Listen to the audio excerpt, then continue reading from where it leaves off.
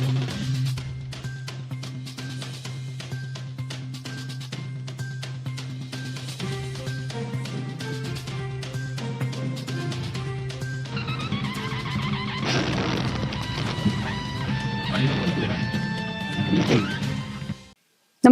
आपण पाहता Hirkani news. Hirkani news प्रत्येक क्षण ताज्या घडामोडी आणि महत्त्वाच्या प्रत्येक बातमीसाठी नेहमीच. शाळा दत्तक घ्या, दर आठवड्याला आढावा घ्या. एकनाथ शिंदेंचे आमदार खासदारांना आवाहन. दादा भुसेंसोबत 4 तास बैठक.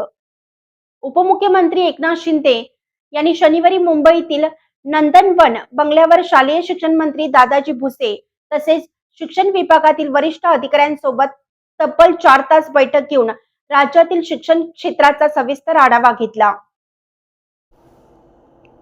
कृती आराखड्याची प्रभावी अंमलबजावणी सुनिश्चित करण्यासाठी दर आठवड्याला प्रगतीचा आढावा घेण्यात येणार आहे. अडचणी दूर करून कामाला गती देण्यासाठी या बैठकीत आवश्यक निर्णय घेतले जातील. शाळा बदलल्या तर विद्यार्थ्यांचे भविष्य बदलेल आणि विद्यार्थ्यांचे भविष्य बदलले तर महाराष्ट्राचे भविष्य बदलेल.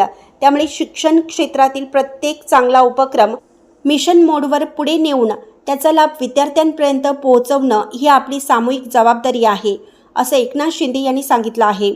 शाळांच्या आधुनिकीकरणासाठी उद्योग आणि कॉर्पोरेट क्षेत्राची व्यावसायिक क्षमता वापरण्याचा निर्णय घेण्यात आला आहे.